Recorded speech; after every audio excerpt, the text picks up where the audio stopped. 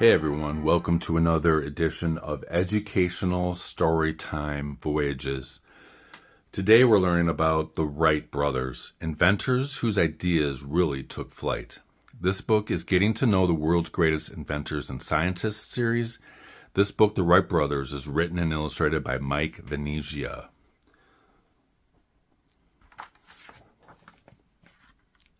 The Wright Brothers.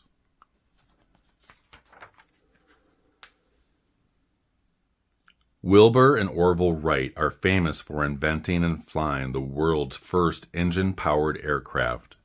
After 5 years of hard work, the Wright brothers solved the mystery of flight. They changed our lives and the world of transportation forever. Here's a picture of Orville on the left and Wilbur back in 1910. For thousands of years, people had been trying to find a way to fly. Inventors and scientists dreamed about building a flying machine. Eventually, some daring inventors came up with ways to sail through the air on gliders or rise into the sky with hot air balloons. No one ever came close to figuring out how to power a heavier-than-air flying machine and control it with a pilot aboard. Here's a drawing way back in 1487 from Leonardo da Vinci.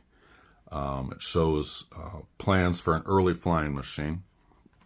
Here's a picture of a hot air balloon, and then some designs and a photograph of some early glider designs. Pretty amazing. No one, that is, until the Wright brothers made their first flight on a chilly, deserted beach in Kitty Hawk, North Carolina. On December 17, 1903, Orville lifted off the ground for 12 seconds. He flew a distance of 120 feet and landed safely. Then Wilbur gave it a try. The brothers spent the rest of the morning taking turns. By noon, Wilbur kept their flying machine in the air for 59 seconds and flew a distance of 852 feet.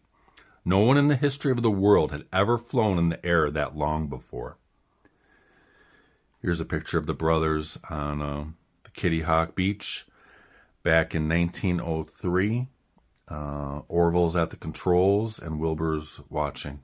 Pretty amazing. Over 115 years ago that happened. Wilbur Wright was born in 1867 near Millville, Indiana. 4 years later, in 1871, Orville was born. By this time, their family had moved to Dayton, Ohio. The Wright brothers spent most of their lives living and working in Dayton. Will and Orv had two older brothers and a younger sister. Their father was a minister and church leader. Mr. Wright was often away on church business. Mrs. Wright did a great job running the household on her own. She had a special talent for making and fixing things. She knew how to use tools and was always building shelves, tables, and chairs. She made clothes as well as toys for her kids. Will and Orv definitely took after their mom when it came to inventing and building things. Here's a funny little cartoon. Hey, Mom, can you teach us to build stuff? Yeah, it looks like fun. Sure, boys. As soon as I make your sister a dress, fix the chimney, repair this wagon wheel, build a table and chairs, make a sled for your brother, and get breakfast going. That sounds like a typical mom, doesn't it? Here's a picture of Wilbur as a child. Here's a picture of Orville back when he was age 4. Mr. Wright helped influence his sons in other ways. He often brought unusual and fun toys home with him when he returned from a long business trip. One toy in particular excited Will and Orv. It was a rubber band-powered flying gadget that looked kind of like a helicopter. The brothers couldn't believe it. They had never seen a toy that could fly. Will and Orv called their new toy the Bat because it reminded them of a bat flying around the house. They played with it for hours until it finally fell apart. When they tried to build their own bat, even though their toy bat didn't work very well, the experience stirred up the boys' imagination. And here's a funny little cartoon of the bat kind of coming up to two birds here in a house. Stand back, I think I'm in love. Wow, never saw her around here before.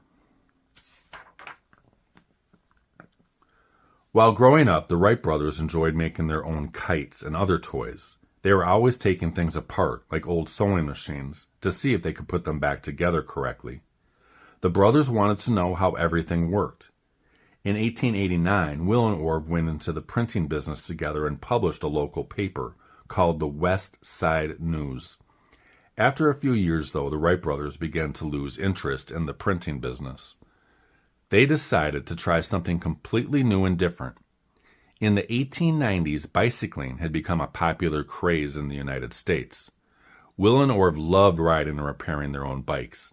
They thought opening a cycle shop might be the perfect business for them. Here's a funny little cartoon. Don't worry, Mom and Dad. We should have everything back together by dinner time. And here's a picture of some early cyclists back in the 1890s. Wilbur and Orville started the Wright Cycle Company in 1892. At first, they sold popular brands and bicycles and repaired broken bikes. But before long, the brothers started designing and building their own bicycles. By 1898, Will and Orv had become well known for their excellent mechanical skills. They sold lots of bicycles and became quite successful.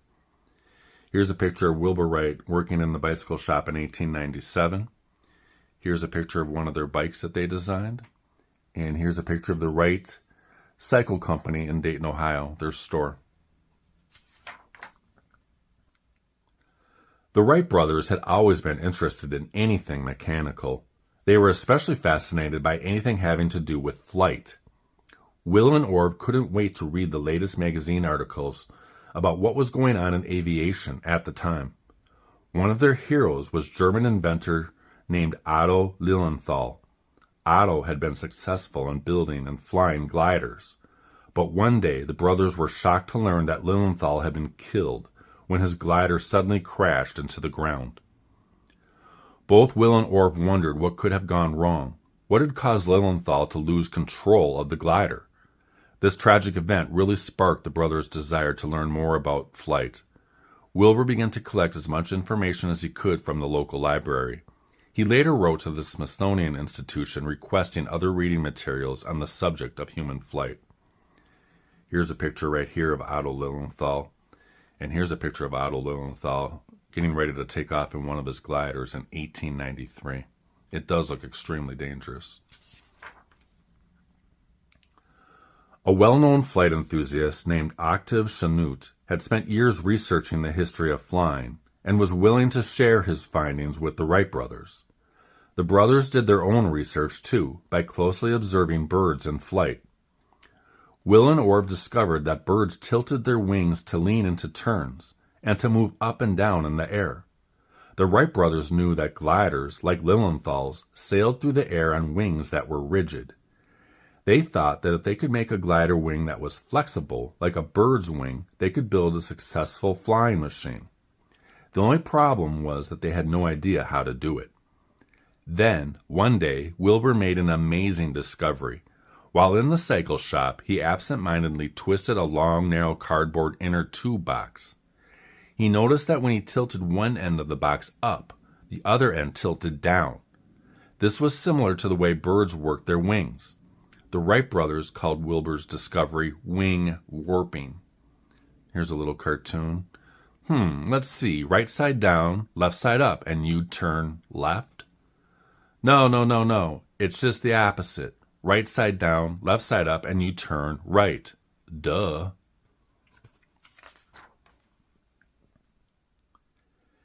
In 1899, to see if wing warping worked, the brothers built a 5-foot kite based on Wilbur's idea. With wing warping, you could change the way air flowed over and around a wing and turn a flying machine to the right or left.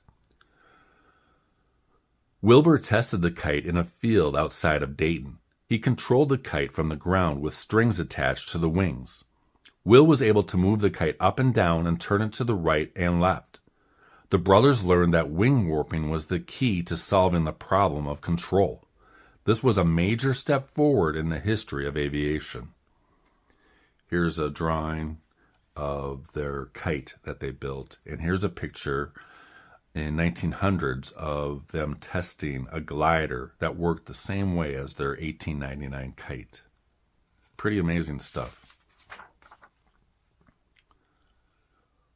Will and Orv were very excited. With the success of the 1899 kite, they were now ready to build a glider big enough to carry a man on board to control wing warping.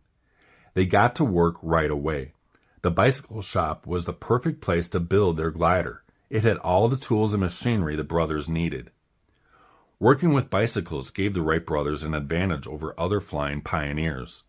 Will and Orv really understood the importance of balance and control in riding a bicycle safely. They applied this knowledge to building and piloting their own flying machine. Here's a recreation of the Wright brothers' shop. This is a museum located in Dearborn, Michigan. Here's another picture of an early bicycle. Kind of a fun design there. While they were building their glider, Will checked around to find a good place to test it. He decided that Kitty Hawk, a seaside town in North Carolina, would be just right. It had steady winds, plenty of open space, and nice soft sand to land on. In 1900, Will and Orv tested their first glider. They shipped it to Kitty Hawk in pieces by train and then by boat. Here's a little cartoon. So what do you think, Will? Perfect, Orv. Kitty Hawk is nice and cushy. The brothers set up a tent, shelter, and assembled the glider on the beach.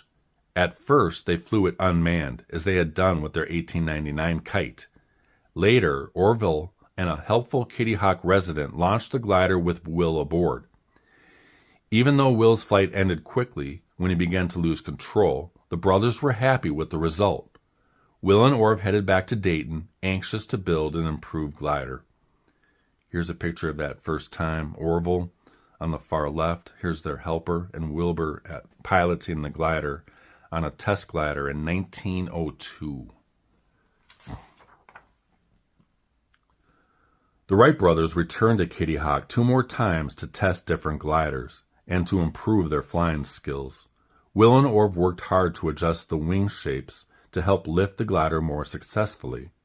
They found new ways to stabilize and control the glider by adding a movable tail rudder. Finally, the brothers felt ready to add an engine and propellers to power their flyer through the air. Here's a picture of right after their 1903 flight. Looks like they had a little mishap here, though. And then here's them with one of their early gliders in 1904. Back in Dayton, the brothers constructed their largest flyer yet. It had a 40-foot wingspan and included propellers and a gasoline engine. In 1903, Will and Orv headed back to Kitty Hawk and made history. They were the first to fly a heavier-than-air engine-powered aircraft. But the brothers still had a lot of work to do. Wilbur and Orville spent the next few years building more powerful flyers and perfecting their flying skills. By 1908, Orville had made flights that lasted over an hour. Wilbur amazed thousands of people in France by doing figure eights over the crowd. The Wright brothers did public demonstrations to get attention. They hoped to find customers who would be willing to buy their flying machines. Here's a picture of them flying in 1908. In 1909, Orville impressed the U.S. Army by flying a 2-seater plane with a passenger on board. The Army Signal Corps agreed to purchase the Wright Flyer for $30,000. Soon, the Wright brothers received more orders. Later that year, they set up the Wright Company to build and sell airplanes. They also opened a school to train pilots. Over the next few years, the brothers built bigger airplanes that could fly farther and faster and carry more weight. Here's a picture in 1914 of one of their planes. This one was called the Model F. Soon, other airplane manufacturing companies began popping up in the United States and Europe. The age of flying had begun. In less than 70 years, humans went from flying an engine-powered aircraft a few hundred feet to launching the Saturn V rocket. In 1969, only 66 years after the Wright brothers' first flight in Kitty Hawk, a Saturn V rocket carried 3 American astronauts 240,000 miles to the moon. This amazing leap in flight technology all started with 2 very imaginative, daring, and inventive brothers. Sadly, in 1912, just when the Wright Company was becoming really successful, Wilbur became ill with typhoid fever. He died a short time later at the age of 45. After that, Orville pretty much lost interest in the flying business. He sold the company and lived a quiet life. Orville was often called on to offer advice and join aeronautic committees. He passed away peacefully in 1948 at his home in Dayton, Ohio. Here's Wilbur and Orville in 1909. And here's a little cartoon showing the age of flight. Hey, let's fly down to Miami.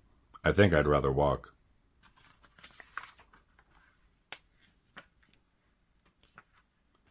And that is the end. All about the Wright brothers. We will have another educational storytime video next Wednesday. Every Wednesday, a new video on the Educational Storytime Voyages series is published.